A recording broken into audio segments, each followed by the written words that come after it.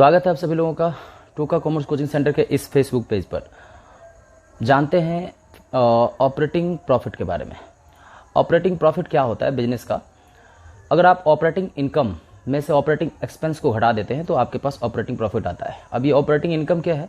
जो आपका बिजनेस का जो मेन इनकम होता है, जो कोर बिजनेस है आपका, उससे जो होने वाला जो इनकम है। जैसे आप खिलौने के व्यापारी हैं, आप खिलौना बेचते हैं तो खिलौने से होने वाला जो आपका इनकम है, उसको सेल करने से जो होने वाला आपका इनकम है, वो आपका मेन इनकम है, आपका ऑपरेटिंग इनकम है। तो उस ऑपरेटिंग इनकम में से अगर आप ऑपरेटिंग एक्सपेंस को घटा देते हो तो आपके पास ऑपरेटिंग प्रॉफिट आ जाता है। ऑपरेटिंग एक्सपेंस क्या होता है? तो ऑपरेटिंग एक्सपेंस ऐसे एक्सपेंस होते हैं जो आपके बिजनेस को रन करने के लिए कंपलसरी होता है, जरूरी होता है। तो जैसे कि आप रेंट देना पड़ेगा आपको, अगर आप कहीं बिजनेस करते हैं तो उसके लिए आपको एक रूम चाहिए, कमरा चाहिए, उसके लिए आपको रेंट पे करना पड़ेगा। एम्प्लॉयज़ के बिना आप सारा काम मल्टीटास्क तो कर नहीं सकते हैं, इसलिए एम्प्लॉयज़ भी रखना पड़ेगा, तो उसको सैलरी देना पड़ेगा। तो ये सभी ऐसे खर्चे हैं जिसको आपको करना ही पड़ेगा। तो ये सभी एक्सपेंसेस ऑपरेटिंग एक्सपेंस होते हैं। कुछ एक्सपेंस जो कि जैसे कि इंटरेस्ट ऑन लोन, वो नॉन ऑपरेटिंग एक्सपेंस होता है। क्योंकि अगर आप बैंक से ऋण लेते हो तो आप ब्याज चुकाते हो, इंटरेस्ट चुकाते हो, और बैंक आपसे अगर ऋण लेती है या फिर आपका पैसा डिपॉजिट्स के फॉर्म में अपने पास रखती है तो वो आपको इंटरेस्ट पे करती है। तो बैंकों का जो इंटरेस्ट रिसीव करना और इंटरेस्ट पे करना, ये बैंकों का ऑपरेटिंग इनकम है अगर वो इंटरेस्ट रिसीव कर रही है तो, और अगर वो इंटरेस्ट पे कर रही है तो वो उनका ऑपरेटिंग एक्सपेंस है। तो बैंक का ये ऑपरेटिंग इनकम, ऑपरेटिंग एक्सपेंस है। नॉर्मल बिजनेस में जो कि आप जैसे कि गुड्स में डील करते हैं, आप कोई भी चीजें परचेज और सेल करते हैं, तो उसमें जो सेलिंग एक्टिविटी से जो भी इनकम आ रहा है वो, या सर्विसेज को सेल करने से जो मेन इनकम आ रहा है वो उनका ऑपरेटिंग इनकम है। ठीक है, तो ऑपरेटिंग इनकम और उसमें से ऑपरेटिंग एक्सपेंस को, तो इंटरेस्ट ऑन लोन जो है, मैंने कहा कि वो नॉन ऑपरेटिंग एक्सपेंस है, वो आपका ऑपरेटिंग एक्सपेंस नहीं है। और भी चीजें हैं जो कि नॉन ऑपरेटिंग एक्सपेंस हैं या लॉसेज हैं, जैसे कि फिक्स एसेट्स है, फिक्स एसेट्स को आपने सेल कर दिया तो उस पर loss on sale of fix assets हो जाएगा, या फिर gain on sale of fix assets हो जाएगा। तो अगर loss on sale of fix assets है, यानी अस्थायी संपत्ति को बेचकर उस पर हानि हुआ है, तो वो आपका नॉन ऑपरेटिंग लॉस हो गया, या non operating expense and loss के हेड में आएगा। क्योंकि वो फिक्स एसेट्स सेल करना ये आपका मेन बिजनेस का काम नहीं है, मेन एक्टिविटी, बिजनेस एक्टिविटी नहीं है, ऑपरेटिंग एक्टिविटी नहीं है। ये तो इन्वेस्टिंग एक्टिविटी होती है कि आप फिक्स एसेट्स में इन्वेस्ट करते हो और उस इन्वेस्टिंग एक्टिविटी में उसके बाद उसको यूज करके उससे जो भी मतलब बेचकर जो प्रॉफिट या लॉस आप जनरेट करते हो, तो वो मेन काम नहीं है आपका। फिक्स एसेट से बेचना आपका मेन फंक्शन नहीं है बिजनेस का। वो तो जो बिजनेस, जिस गुड्स में आप डील करते हो ना, वो है आपका मेन बिजनेस एक्टिविटी। ठीक है, तो इसका मतलब ये हुआ कि ऑपरेटिंग इनकम में से ऑपरेटिंग एक्सपेंस घटाने के बाद ऑपरेटिंग प्रॉफिट आ जाता है। ऑपरेटिंग इनकम के तौर पर हम सेल्स को ले लेते हैं। सेल्स में से माइनस कर देते हैं कॉस्ट ऑफ गुड्स सोल्ड, यानी जो माल आपने बेचा है, जितने में बेचा है उसमें से बेचे गए माल की लागत को आप घटा दें। जो माल आपने बेचा है ना, उसकी लागत को आप घटा दीजिए। तो जैसे कि कॉस्ट ऑफ गुड्स सोल्ड घटाने पर ग्रॉस प्रॉफिट आ जाता है, लाभ आ जाता है, बेचकर जो लाभ आया है, ग्रॉस प्रॉफिट। और उसमें से ऑपरेटिंग एक्सपेंस घटा दीजिए। अभी मैंने कहा आपको रेंट, सैलरी एटसेट्रा, तो ये सभी क्या है जो कि कंपलसरी है बिजनेस को रन करने के लिए, तो वो लेस कर दें, ऑपरेटिंग एक्सपेंसेस। वो लेस करने के बाद आपके पास जो अमाउंट आएगा ना, उसे ही कहते हैं ऑपरेटिंग प्रॉफिट। और मान लेते हैं कि अब बिजनेस के पास कोई भी अदर सोर्स से होने वाला इनकम नहीं है, यानी नॉन ऑपरेटिंग इनकम नहीं है। जैसे कि बिजनेस ने पूरे साल के दौरान कोई भी फिक्स एसेट्स को सेल नहीं किया है और उस पर ना ही किसी प्रकार का गेन और ना ही लॉस कमाया है। तो कहने का मतलब ना गेन हुआ है ना लॉस हुआ है, यानी इन्वेस्टिंग एक्टिविटी से किसी भी तरह का यहां पर कोई भी ट्रांजैक्शन इन्वेस्टिंग एक्टिविटी में नहीं हुआ है। तो यानी नॉन ऑपरेटिंग एक्सपेंस या लॉस उस बिजनेस को हुआ ही नहीं है पूरे साल के दौरान। नॉन ऑपरेटिंग इनकम या गेन्स भी नहीं हुआ है पूरे साल के दौरान। ना ही non operating expense and loss हुआ है, ना ही non operating income and gain हुआ है।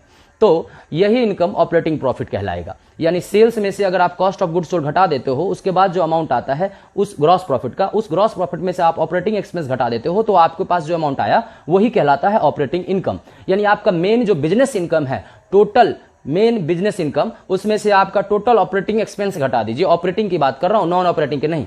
तो ऑपरेटिंग एक्सपेंस घटा दीजिए, तो आपके पास जो इनकम प्रॉफिट आता है, जो इनकम आता है, वो कहलाता है ऑपरेटिंग इनकम, या इसे ऑपरेटिंग प्रॉफिट भी कहते हैं।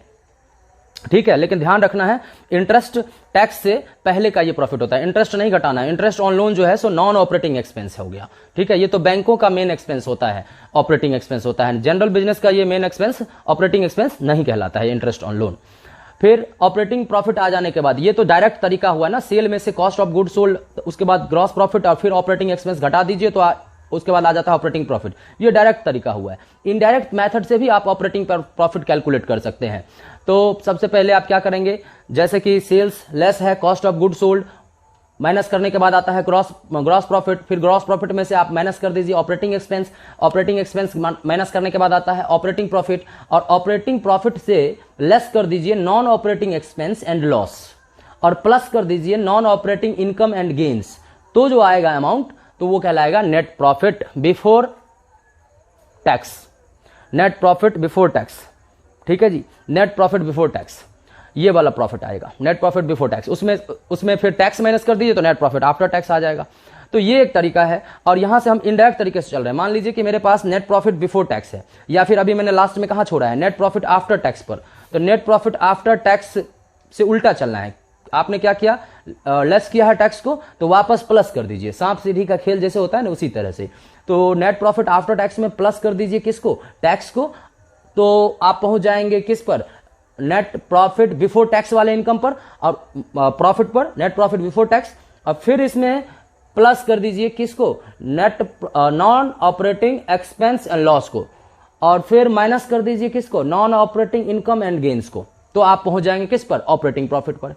याद कीजिए कि ऑपरेटिंग प्रॉफिट से नीचे आए थे सीढ़ी उतरते हुए, अब वापस सीढ़ी चढ़ते हुए जाना है। जब नीचे आए थे ऑपरेटिंग प्रॉफिट से तो लेस किया था आपने non operating expense and loss, plus किया था आपने non operating income and gains, तो आपके पास आया था नेट प्रॉफिट बिफोर टैक्स।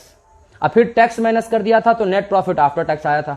अब वापस उल्टा जब जाना है तो जो चीजें जोड़ कर आए थे उसे घटा देंगे, जो चीजें घटाकर हम नीचे आए थे उसे वापस जोड़ देंगे।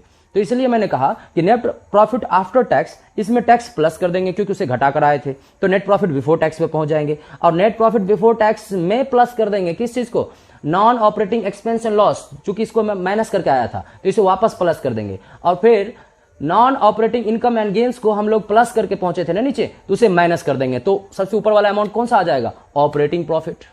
तो इस तरह से हम डायरेक्ट मेथड कहलाता है। जब आप sales minus cost of good sold तो ग्रॉस प्रॉफिट में से ऑपरेटिंग एक्सपेंस घटाते हैं तो ऑपरेटिंग प्रॉफिट आ जाता है। ऑपरेटिंग प्रॉफिट में से माइनस कर देते हैं non operating expense and loss, और उसके बाद प्लस कर देते हैं non operating income and gains, तो आपके पास नेट प्रॉफिट बिफोर टैक्स आता है। फिर टैक्स माइनस कर देते हैं तो नेट प्रॉफिट आफ्टर टैक्स आ जाता है।